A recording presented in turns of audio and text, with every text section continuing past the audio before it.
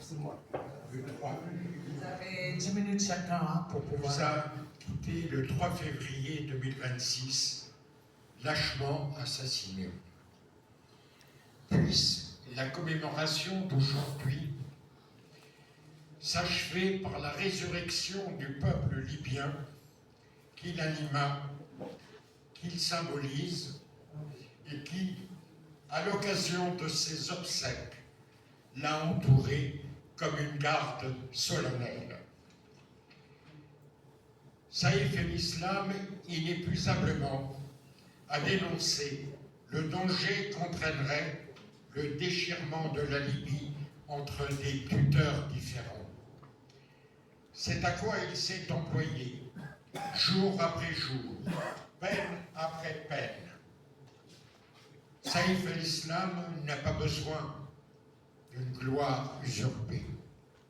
L'accompagne le terrible cortège des victimes de l'OTAN. Son frère Saïf el-Arabe, tué le 30 avril 2011. Le 20 juin 2011, le bombardement de la maison familiale de la famille Al-Hamidi et ses 13 morts, des femmes, des enfants, sa femme, la femme de Khaled Al-Hamidi. Le 8 août 2011, le bombardement de Magère, les massacres de Souk al-Joumar, de Bani Walid les 29 et 30 août, de Sirte les 16 et 25 septembre 2011. Le transfert forcé et les exécutions sommaires de la population de Tawarga.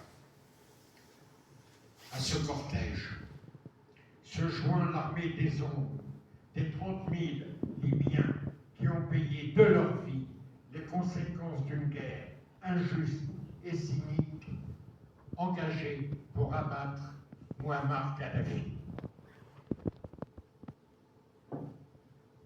Et derrière, la CPI. La CPI est à la justice, si je devais paraphraser Clémenceau, ce qu'est la fanfare à la musique.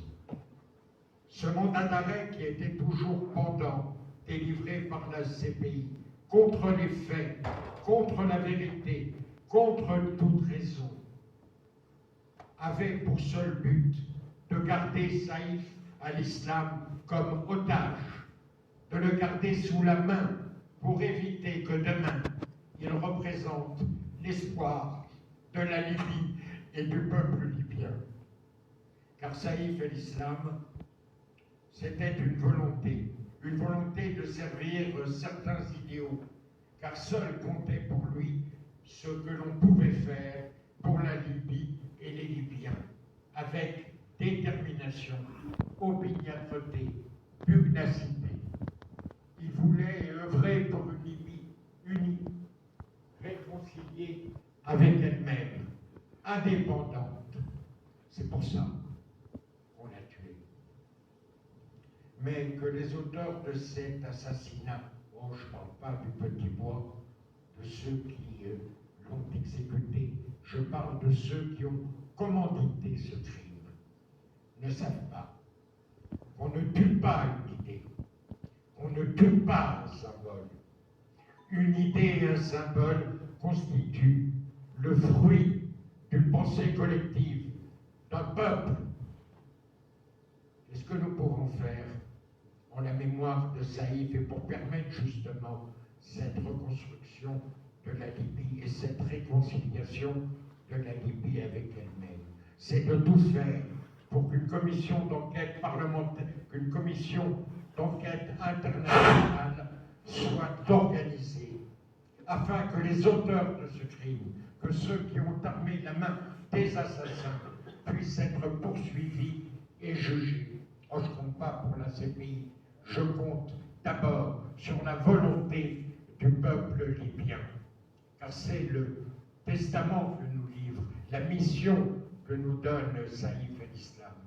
C'est de porter les idéaux qui ont toujours été les siens pour que la Libye unie retrouve sa place sur le plan international, celle qu'elle avait toujours eue.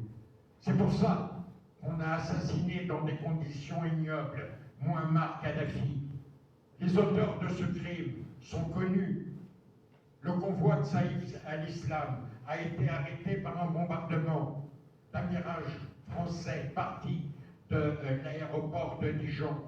Il y avait sur place des membres des forces spéciales françaises et anglaises qui ne sont pas intervenus, qui ont au contraire poussé ceux qui étaient là à accorder, à donner à Muammar Kadhafi ce traitement ignoble que nous avons tous vu. La mort de Muammar Kadhafi, c'est un crime prévu et sanctionné par le statut de Rome, la Cour pénale internationale. La mort de son fils, Moatem Kadhafi, tué quelques heures après, alors qu'il était toujours vivant au moment de son arrestation, c'est un autre crime. Les crimes de l'OTAN sont des crimes contre l'humanité, prévus et réprimés par le statut de Rome. Qu'a fait la Cour pénale